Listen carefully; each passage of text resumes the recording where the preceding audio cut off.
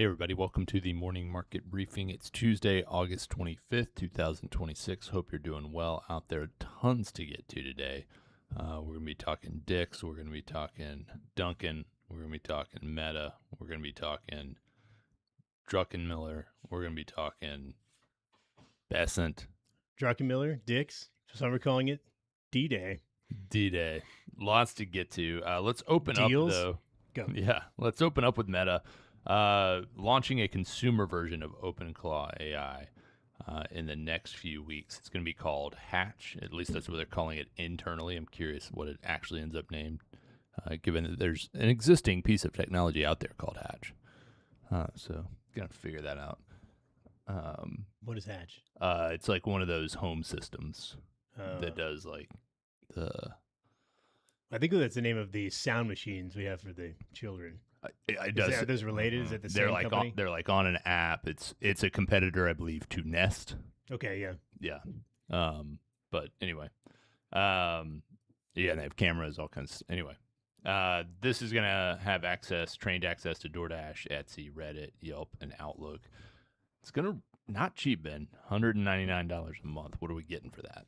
Yes, this is like the Claude Premium or ChatGPT, what a Super Chat GPT is, and that basically the latest models will be on this on this OpenClaw AI agent that's going to be known as Hatch. And it's interesting that Meta is the one launching it, because my understanding was OpenClaw is a Claude thing. So anyway, I guess we'll see what happens. And interesting that they're essentially basically using this agent to just overlay other people's tech. So I guess presumably I would be able to use this and tell it what I want to eat. It would order it. And yeah, I mean, exactly. I mean, I think it is, I guess, an Alexa, a smarter Alexa, a smarter Siri. When Taqueria Tsunami messes up the to-go order, am I getting refunded by Meta or by DoorDash? I mean, That's the question. You could probably say, I'm in the mood for this type of food, and it would just show up. Yeah. I think is the... And sounds it's dangerous. Like you don't know where it's coming from. You got to make sure your kids don't know how to do that. It's going to come from one of those Chuck E. Cheese ghost kitchens. Yeah. Yeah. We'll see what happens. Yeah, interesting though. I guess this would be maybe the first major piece of like day-to-day consumer-facing AI that we've seen, where it's like, hey, the intended purpose is just for everyday people. It's not to build something. It's not to code something. It's not to create efficiency necessarily in a work environment.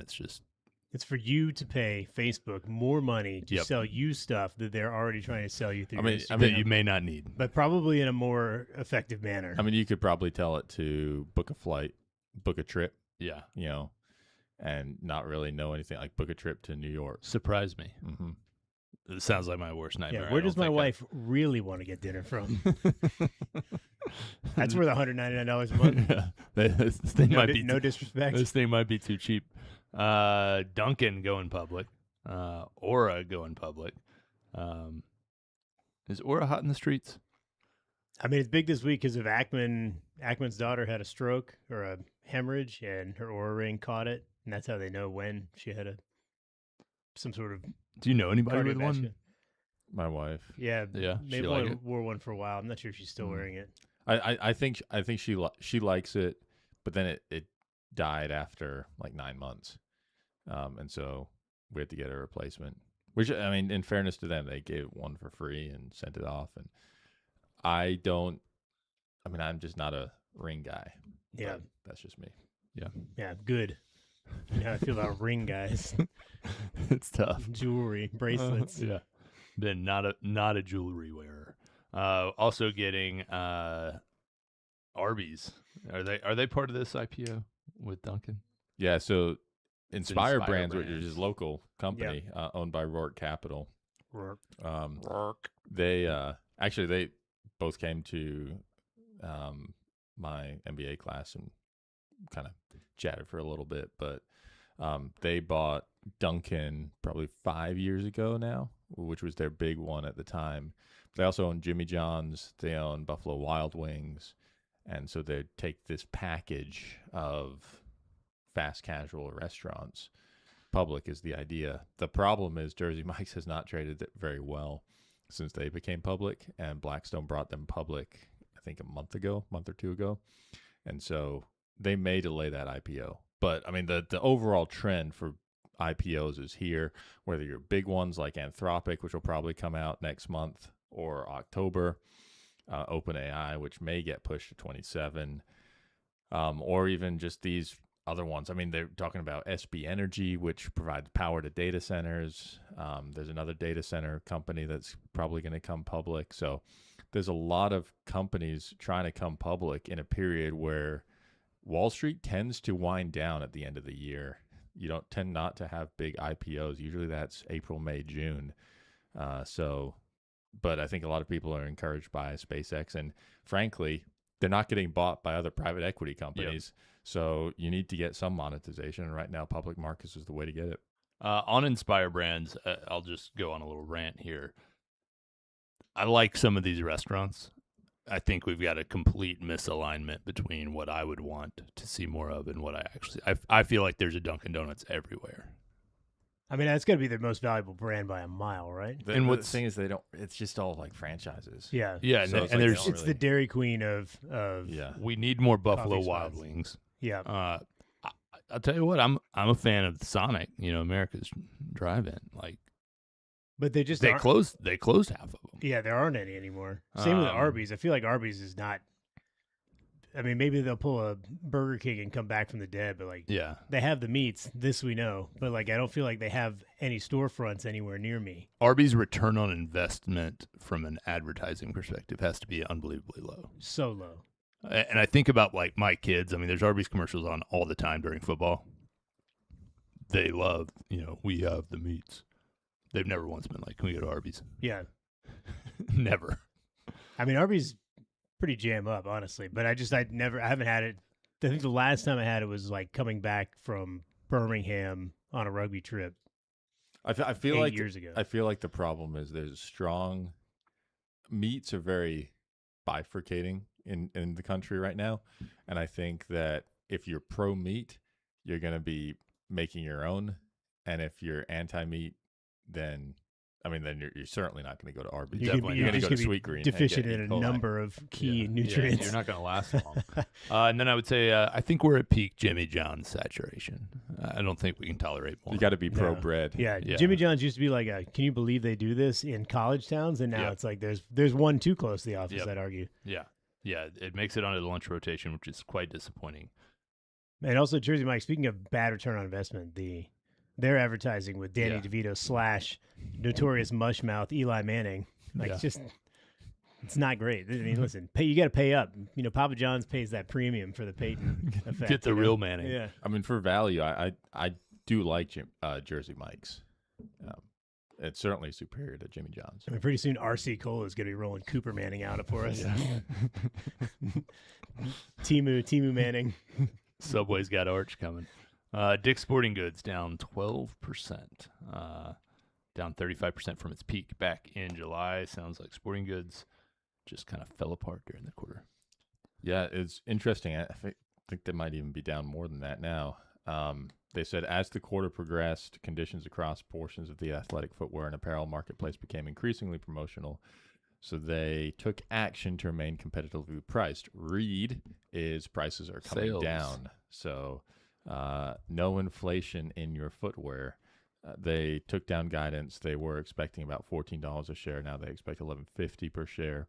They now expect to make an operating loss in Foot Locker business, which they acquired, which I still don't understand why they acquired that. I mean, I was thinking it's not surprising. Try and play hardball with Nike, but then it doesn't really matter because Nike's in the tank. Getting crushed anyway. So honestly, the best way to monetize that is to start a website and totally pivot as to what the Foot Locker is. And I bet they would make a lot more money. Yeah. Turns out it's not a place for shoes. Yeah, you make a lot more money. That's just a thought. I don't have an MBA. Yeah. I'm surprised by the narrative here. I've said this on the call before, but I mean, if I am in a store other than Publix, there's a pretty high likelihood that it's Dick's Sporting Goods. We're there all the time. It's always busy. The one on Barrett Parkway, they changed the whole vibe of it like every 6 months. Yeah, which they is spent wild. so much money remodeling that thing Yeah. like 6 times. Because for a while it had that weird sub brand, like the Great Yeah. Outdoors, whatever it's called, Great something, Yeah. which was pretty sick. And then it was Golf Galaxy, and Yeah. then it was Well, Now I think it's originally it was a House. Galleons. Now it's House of Sports. Yeah, and it's like, I mean, there's great stuff in there, but it's all expensive. Yeah. But they're also reselling a lot of other expensive stuff. Like they have like Faraday and Howling Brothers and like all these like Howler Brothers, like the stuff you get as Instagram ads. Now they're selling at a markup at a Dick's Sporting Goods. I think they've gone too premium, and the stores are massive for not having what you actually need. Like, I mean, every time I go in there, I walk out with nothing because they don't actually have I wish it. I'm the opposite. I mean, they've got a I tried to football get it. field worth of wall space that's just Yeti stuff. Yeah. So like Yeti probably doing great, but the margins. I mean, how much more can you mark up a Yeti cooler? They crush it on like the sports equipment side. Yeah. Like if you go up there on a Saturday and just pretend that as an adult man you're looking for a baseball bat. You're like, oh, I'm going to try this baseball bat. There's 30 kids in front of you in line to use their simulators, and all of them are buying bats. It's crazy. And I'm not. Like, I mean, you just order it online. You know? My understanding that children's bat prices have Oh, it's gone crazy. way up. Yeah. Yeah. I mean, you can, it's quickly become one of those things where I feel like even when Hayden started playing softball, it was like the range of a bat was like $30 to $75. Now it's like $30 to how much do you want to spend? I mean, you can spend hundreds and hundreds and hundreds of dollars on a bat. It's for a 9-year-old, and they'll outgrow it in 6 months. So dollars per swing. Yeah, that's where the real inflation is. That's where it's at. Stan Druckenmiller arguing against Bessent's bond buyback, essentially saying that we need to do something with entitlements and higher deficits. How do you contextualize, Ben, his commentary? Does it change any of your thinking on what Bessent is doing? Well, the first thing is it's getting quite a lot of flack in social media because it's 100% generated by AI. Now, I think that Druckenmiller definitely played a role in producing it, but I don't think he wrote all of the content. It's got a lot of dashes in it. It's got a lot of dashes. Indicator. The M dash. Nobody does an M dash in real life. What's interesting here is that, I mean, having said all this, I wouldn't bet against what Druckenmiller has to say. The more recent, all of his Wall Street Journal op-eds I went through and looked. 2013, he said generational theft needs to be arrested, basically saying entitlements are going to grow and they're going to hamstring our budget over the next 10 to 20 years. Great wordplay. He's been right about that. The asset-rich, income-poor economy, June 2014, he was right about that. What's the invisible hand when you need it? This was a little bit different. It was basically saying the Fed should be hiking rates. This was actually, interestingly, the only one that I've been looking at that was also solely written by Druckenmiller.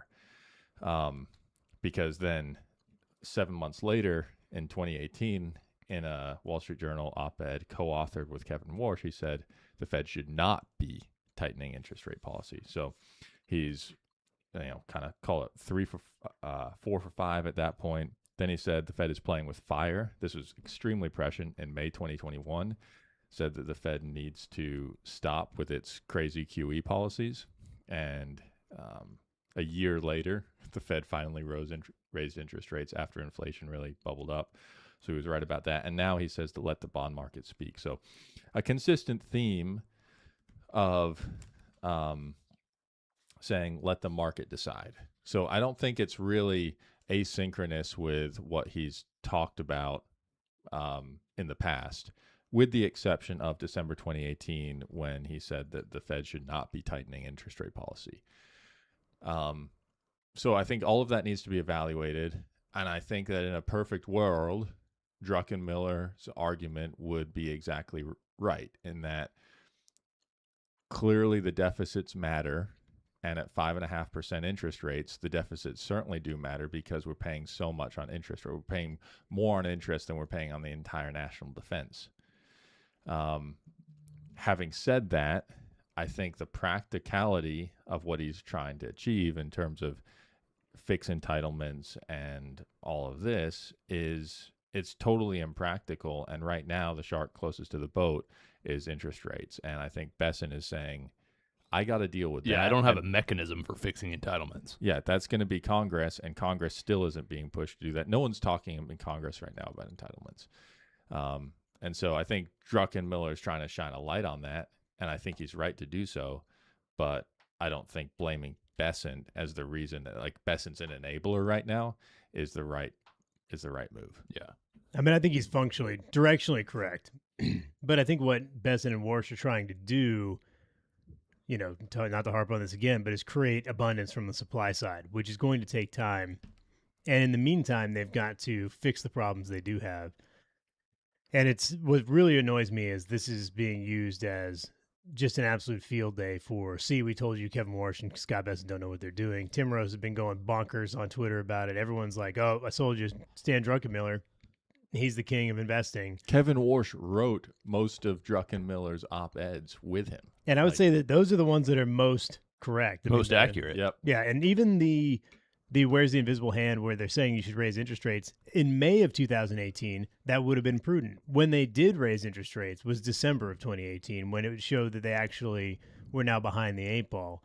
That was notably Jay Powell's first obvious mistake from an interest rate policy standpoint. You know, if you go back and listen to any podcast that we did in the summer of 2021, when they wrote the Fed is playing with fire because they hadn't raised interest rates, all we could talk about in the summer, particularly towards July, August of 2021, was you cannot believe how badly they're managing this. They need to raise interest rates. They're so far behind the eight ball, and the Fed was not even thinking about raising interest rates. Then that's a real quote for those who are joining us 5 years later. Yeah, and then they let the market run insanely hot. They made inflation run insanely hot. They printed money to the moon, and then they were like, oh, we're going to raise 3 times, which turned into 18 times, which turns into now we have interest rates we can't get down. So that's the issue.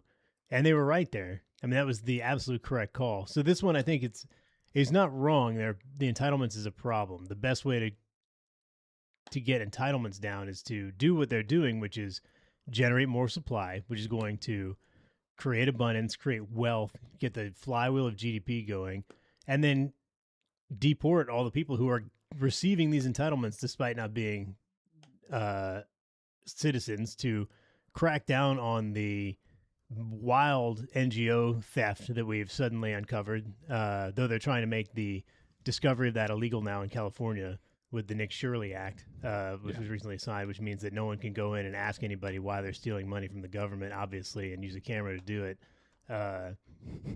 But that's, that's the thing. It's so ingrained. That's where the problems are. So if you can attack those both simultaneously with effectiveness, then yes, then that's what needs to be done. And that's what they are doing. But obviously there's an enormous pushback. I mean, particularly in California, which is just insane to me. I mean, I think I would hope that J.D. Vance and Dr. Oz are paying really close attention to this article, because those are the guys you want to read this article. It's for them, not Besson. Not Besson. Dr. Oz needs to figure out how to get Medicare prices not to triple what the rate of inflation is for everyone else. And J.D. Vance needs to go after the fraud. Speaking of Dr. Oz, we need to get Oz, the mentalist, close personal friend of the boys, to tell us what inflation is going to be in 27, so we can just go ahead and move the interest rates. Let's go ahead and get it set. There's only one person I know for certain that can tell the future, and it's Oz, the mentalist.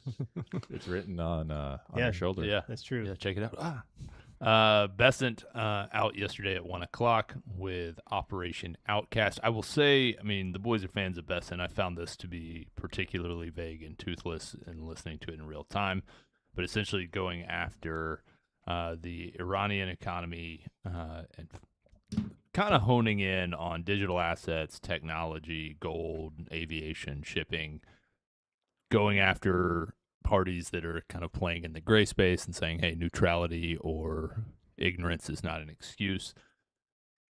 It sounds like we're going to get more information on this essentially daily based on, where assets are seized and sanctions take place. But curious your takeaways from it. I mean, the one that I'm so interested in is that he said that within a week, a major financial institution will be sanctioned. And he basically, he was asked like, "Oh, well, you're saying this is D-Day, but that was a surprise attack." Well, if D-Day was such a surprise attack, how come they had so many guns on the hills and the cliffs of Omaha Beach? Couldn't have been that much of a surprise.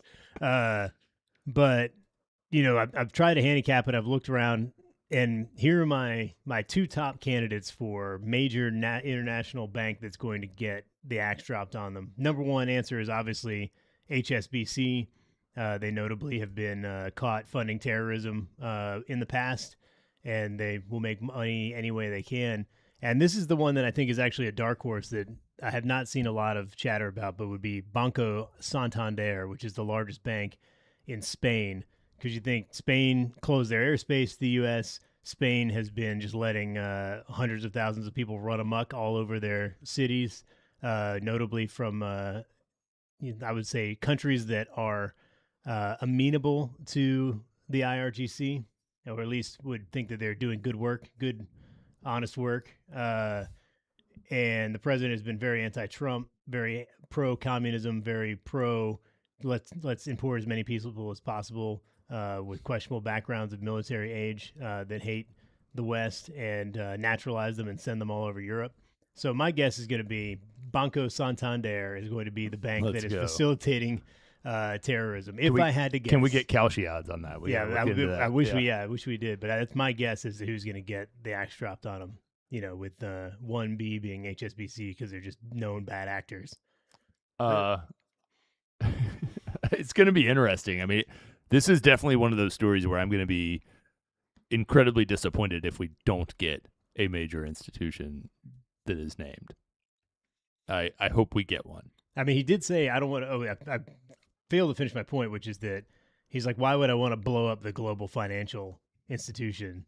So he's going to give them an opportunity to not continue to do this and not have the hammer dropped on them, be cut off from the dollars, these beautiful green dollars we have. But the indication that would be a global financial crisis makes me think that it would be a major European bank.